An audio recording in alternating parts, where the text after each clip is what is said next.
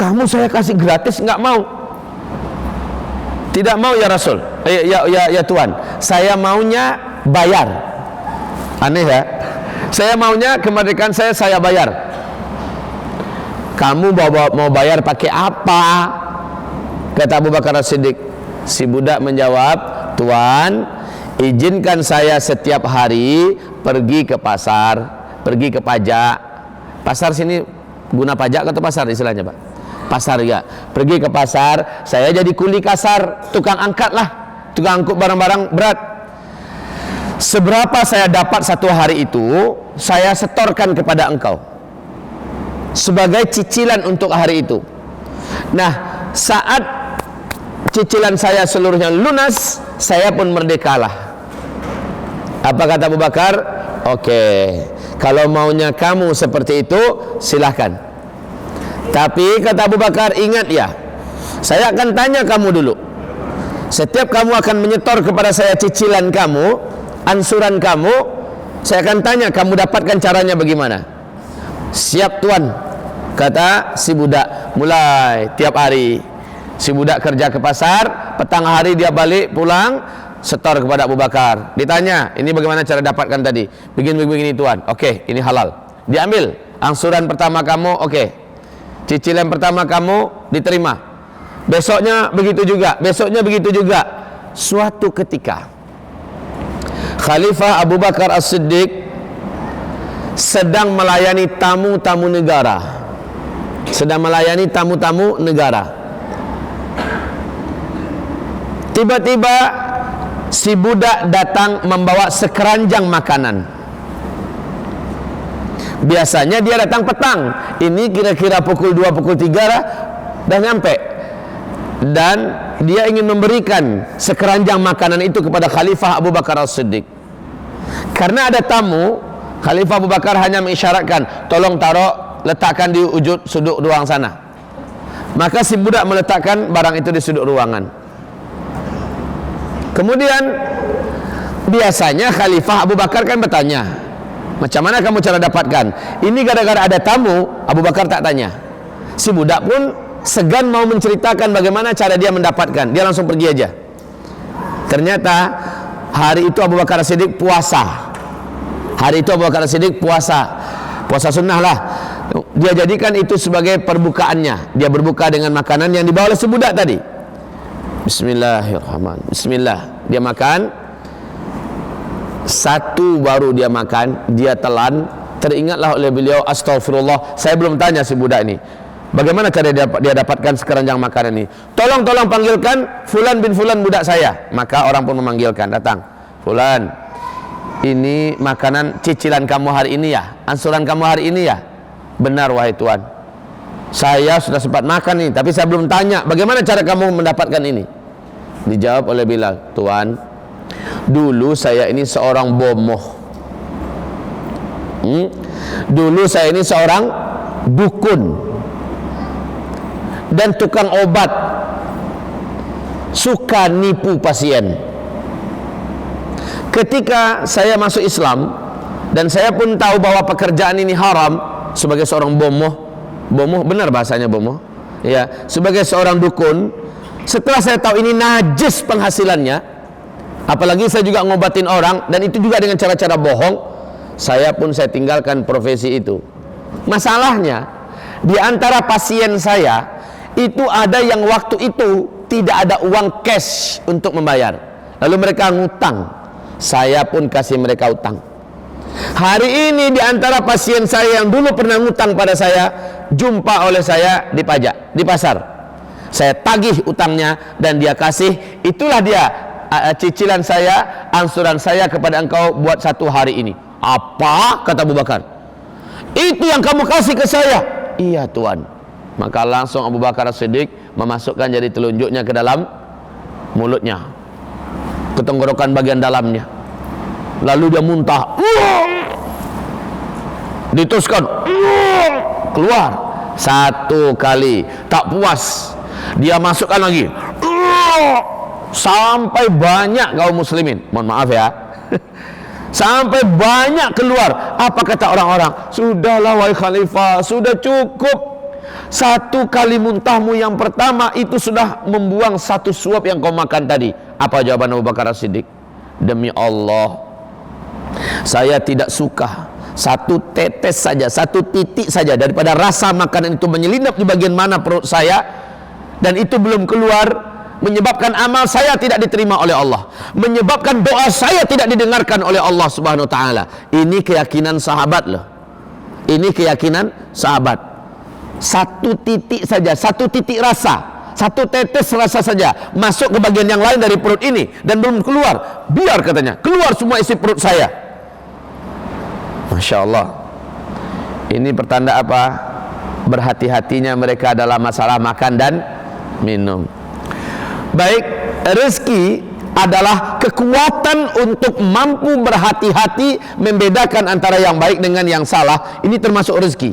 Diberi oleh Allah kekuatan. Kan ada orang udah tahu dia ini bercampur dengan yang tidak halal, tapi demi pergaulan dia minum juga, dia makan juga, hanya supaya orang lain tidak menganggap saya terlalu sok alim. Ini sudah kehilangan dia rezeki untuk sensitif dalam membedakan yang baik dengan yang tidak baik. Kita kembali kepada cerita bagaimana ibu-ibu dulu. Mudah-mudahan ibu-ibu dulu itu sekarang ada pada ibu-ibu yang ini. Amin ya rabbal. Kenapa bu? Ibu-ibu dulu itu, ibu-ibu istri-istrinya para sahabat maksudnya, mereka adalah wanita-wanita yang dijamin seluruhnya masuk surga. Seluruh istri-istri sahabat dijamin masuk surga. Dalilnya surat At-Taubah ayat 100. Dalilnya bahwa seluruh orang-orang yang hidup di masa Nabi, laki-laki dan wanita, dijamin masuk surga. Di ayat itu Allah mengatakan Allah berikan kepada mereka ridho. Nah, coba kita lihat, coba kita perhatikan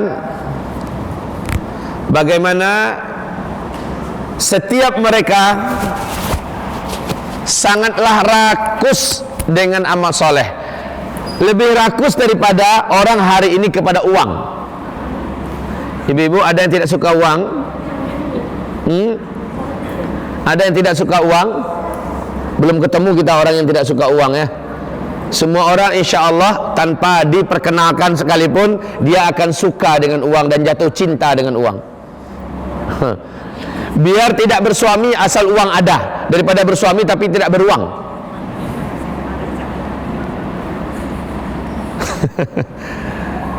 Tapi ibu-ibu para sahabat bukan begitu.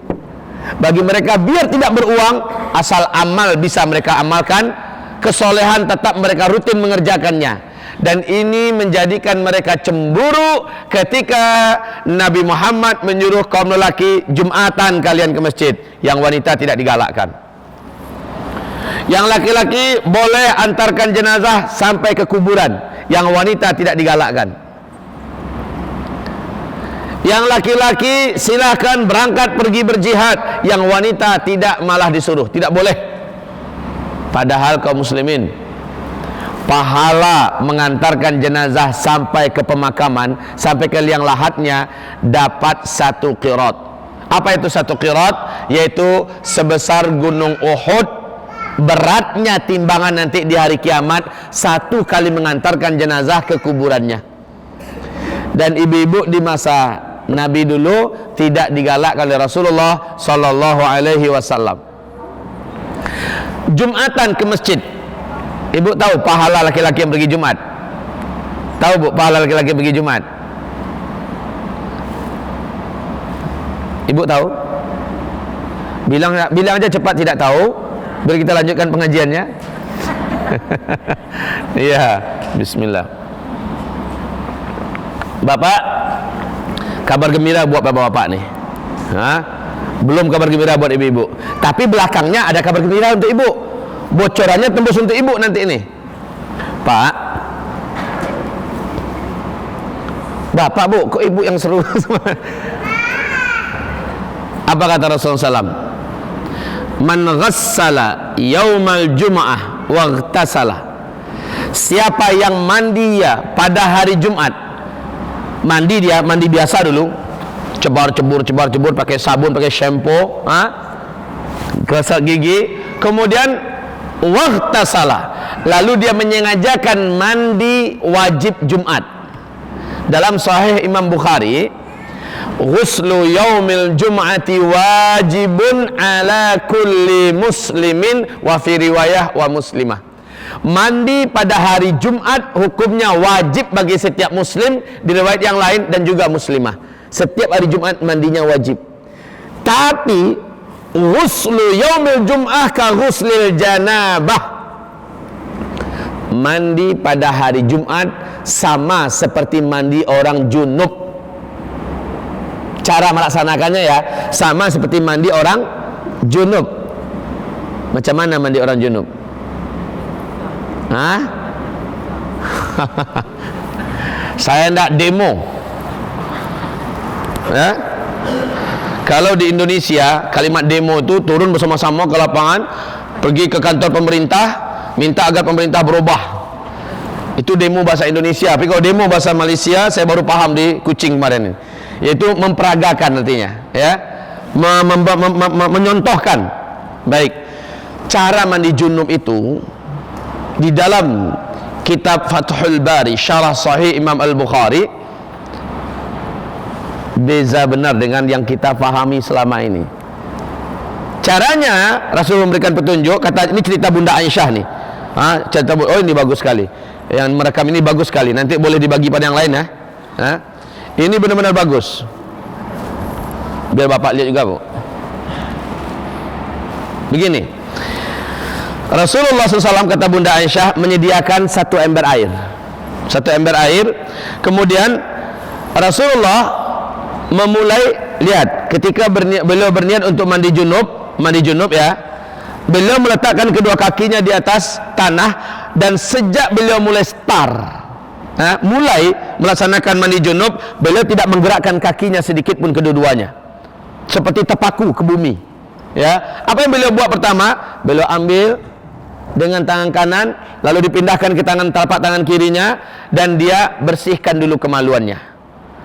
Ini cerita Bunda Aisyah lah ya. Kemudian tangan yang kiri tadi setelah dibersihkan kemaluannya, dia hantamkan ke lantai, dia pukulkan ke lantai, digosok sedikit. Habis itu dia ambil balik air, baru Rasulullah membersihkan.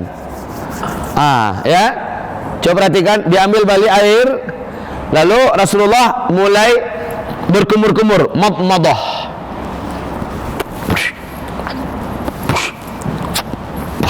Ya, diambil balik air, istinsyaq wastinthar, menghirup air tadi dengan hidung dan mengeluarkannya kembali ya. Ya. Gitu. Dihirup. Wah, pakai sakit masuk ke dalam. Orang yang belum terbiasa, sakit sampai ke dalam malah cantik. Kenapa? Ini menurut penelitian medis sekarang ternyata banyak menyembuhkan berbagai macam penyakit yang bermasalah dengan hidung. Sinusitis kah, apakah segala macamnya, termasuk sakit-sakit kepala, ini akan mudah hilang bila terbiasa istinsyaq dan istinthar. Selanjutnya, Nabi baru mulai membasuh mukanya seperti orang wuduk biasa ya. Ingat, kaki tidak boleh beranjak ya. Kemudian dibasuh sebanyak 3 kali. Oke. Dari perbatasan rambut sampai ke sini. Ini masih terhitung muka lah. Kalau yang jenggot tebal malah dimasukkan, disilang-silangi jarinya ke dalam. Oke. Ambil balik setelah 3 kali, Rasul menjatuhkan airnya seperti ini, tangan kirinya langsung menggosok. Ambil balik, lakukan 2 sampai 3 kali.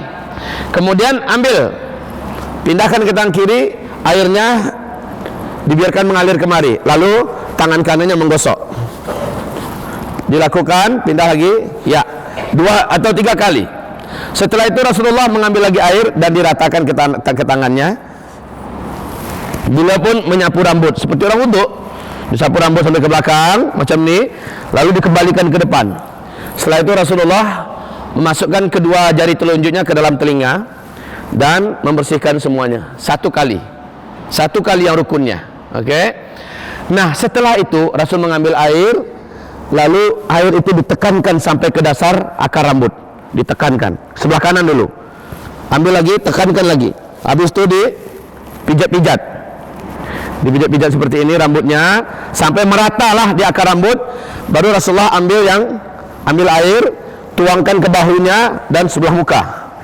Dia gosok sebelah muka, dia ambil balik, dia gosok sebelah punggung belakang, yang sebelah kanan dulu. Ingat ya, masih sebelah kanan ini. Seperti orang mandikan jenazah juga macam tu. Sebelah kanan dulu. Dan kedua telapak tangan tidak boleh menyentuh kemaluan. Karena menyentuh kemaluan telapak tangan ini membatalkan wudu. Sementara ini adalah mandi junub yang dibungkus oleh wudu. Tadi kan udah wudunya kan, yang belum kan kaki tadi kan, ya baru sebatas rambut. Habis itu langsung basahkan rambut dan sebagainya.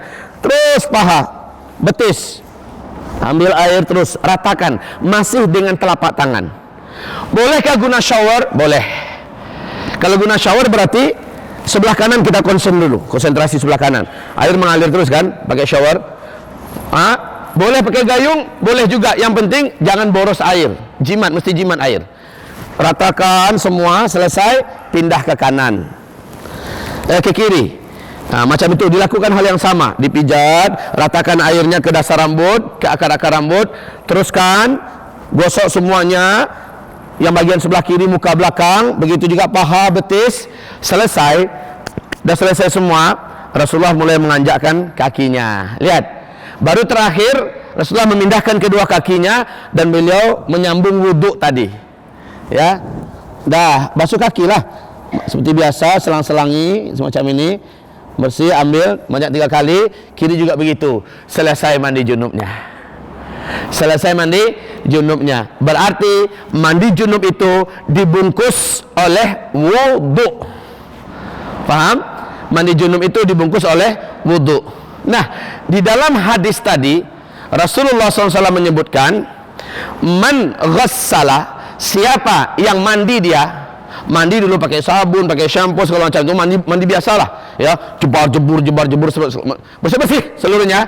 Habis itu ambil mandi junub, mandi wajib Jumat, ambil mandi junub macam tadi kan, tak payah lagi pakai sabun kan, udah pakai sabun mandi biasa tadi, udah pakai shampoo mandi biasa tadi kan. Sekarang hanya mandi junubnya.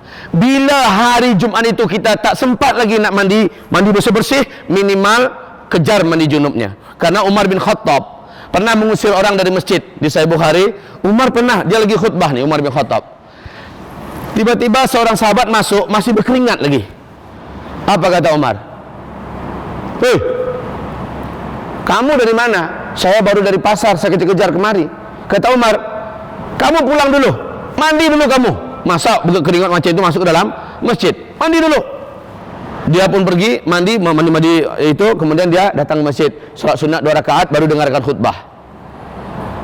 Nah, kaum muslimin, ghuslu yaumil jum'ah, ini khusus masalah hari Jumat. Siapa saja lelaki dari umatku yang di pagi hari Jumat dia mandi besar, mandi serius, mandi bersabun lah, lalu dia mandi junub, wa bakkara wabtakara, lalu dia lebih awal datang ke masjid dan dia sengajakan bahwa dia harus orang-orang yang awal-awal betul datang ke masjid, dia sengajakan.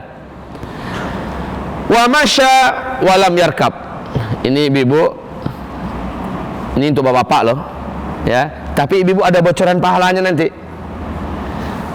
Makanya ibu-ibu di zaman sahabat itu cemburu, kenapa laki-laki aja yang diizinkan untuk Jumatan, kami tidak? Karena ada pahalanya yang besar loh. Kita dengarkan sebentar lagi.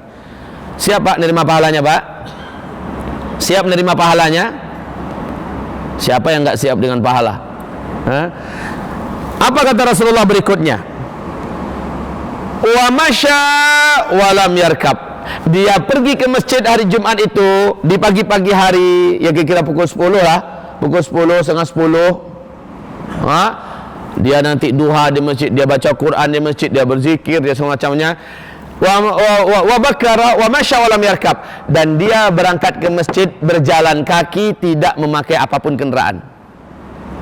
Kalau zaman sekarang kita punya motorcycle, kita punya mobil, kita tidak guna semua.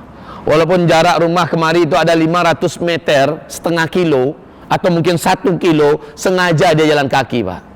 Di Payakumbuh ini saya mau kasih tahu sama ibu-ibu. Ngapain ibu-ibu? Bapak, ayahanda kandung saya udah 96 tahun umurnya sekarang, 96 tahun, Pak. Jarak masjid dengan rumahnya 1 kilo 200 meter. Hari Jumat dia sengaja berjalan kaki dari rumah menuju ke, karena mengejar pahala yang begini besar. Ada apa pahalanya? Wa masya walam yarkab. Dia berjalan kaki ke masjid dan dia tidak mau memakai kendaraan. Ya. Kemudian wadana minal imam. Lalu dia mengambil posisi yang paling dekat, tempat duduk paling dekat dengan imam. Wadana minal imam, mengambil posisi tempat duduk yang paling dekat dengan imam. Walam yalghu. Ketika sang imam menjadi khatib, dia tidak bermain-main. Tidak SMS, tidak pula main-mainkan game, tidak pula sibuk dengan gambar-gambar apa semacamnya, tidak. Betul-betul dia simak baik-baik. Kemudian kana lahu, adalah untuknya fi likulli khatwatin, setiap satu langkah yang tadi dia langkahkan menuju ke masjid, satu langkah yang dia langkahkan ke masjid dari rumahnya tadi, nilai pahalanya ajru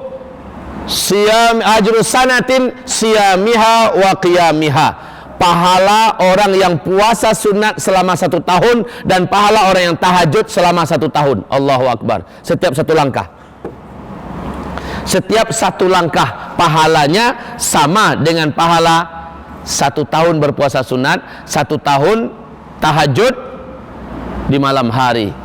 Setiap satu langkah. Berapa langkah dari rumah, Pak? Berapa langkah dari rumah kita? Saya tanya bapak-bapak, Bu. Ibu tahu bapak berapa langkah dari rumahnya? Hah? Orang sekarang manja, Pak. Jarak cuma 100 meter udah naik mobil, udah bawa sepeda motor. Untuk Jumatan, upayakan kita berjalan kaki, pahalanya sebanyak itu. Nah, ini yang membuat para ibu-ibu demo kepada Ustaz, demo itu apa bahasa sininya? Kalau demo bahasa Indonesia? Mengadu. Tapi mengadu secara bersama-sama lah. Demonstrasi. Demonstrasi ya. Oke, jadi beda ya demo dengan demonstrasi ya. Demon. Nah, kaum muslimin yang kami muliakan, ya Rasulullah, kami juga ingin mendapatkan pahala laki-laki itu. Kami ingin Jumatan seperti mereka mendapatkan pahala Jumatan. Nabi menjawab, sementara kalau jihad, kenapa ibu-ibu itu marah betul? Hanya laki-laki yang diizinkan berjihad, kami tidak. Sikit-sikit laki-laki, sikit-sikit laki-laki. Kami kan juga mau dapat pahala yang jihad itu. Karena Abu Hurairah pernah bertanya kepada Rasulullah sallallahu alaihi wasallam, "Ya Rasulullah, wahai Rasulullah,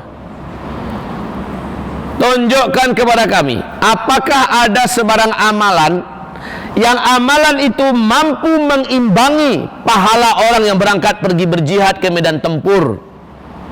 Nabi mengatakan, tidak ada.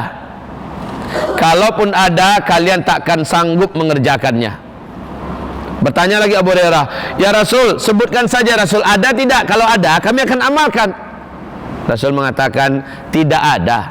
Kalaupun ada, kalian tidak akan sanggup mengamalkannya. Diulangi balik, "Ya Rasulullah, sebutkan sajalah apa itu amalannya kalau ada."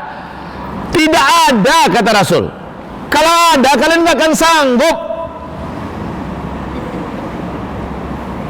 Kalau kata orang Padang, nyinyir Abu Hurairah, nyinyir, cerewet ya, nanya terus. Udah jelas kata Nabi nggak ada, dia terus ngotot nanya, apa ya. Akhirnya baik kata Rasulullah, "Hei Abu Hurairah, dengerin ya, dengerin. Sejak si Mujahid meninggalkan rumahnya menuju ke medan jihad, kamu sholat dan jangan berhenti-berhenti sampai si Mujahid pulang balik dari perang, sampai di rumahnya baru kamu boleh berhenti sholat. Kamu baca Quran, jangan berhenti-berhenti baca Quran. Kamu zikir, jangan berhenti-berhenti zikir. Kamu puasa, jangan buka-buka." Kan?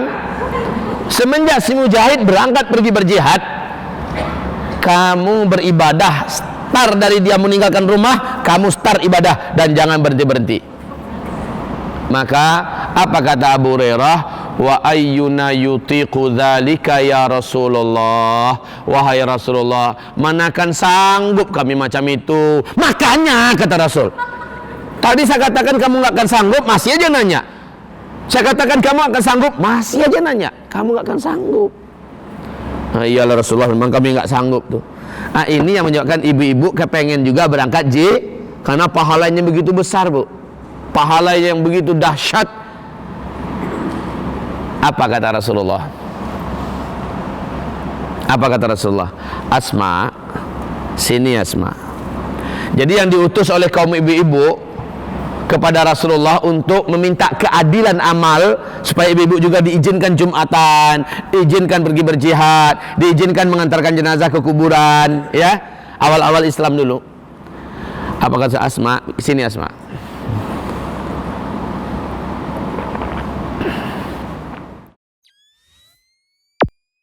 Anda juga bisa mengunjungi Facebook kami di facebook.com/amanahinsanmadani, atau bisa tonton kami di youtube.com/sahabatyamima, dan follow Twitter kami di twitter.com/@sahabat_yamima. Sahabat Yamima, peduli dan memahami.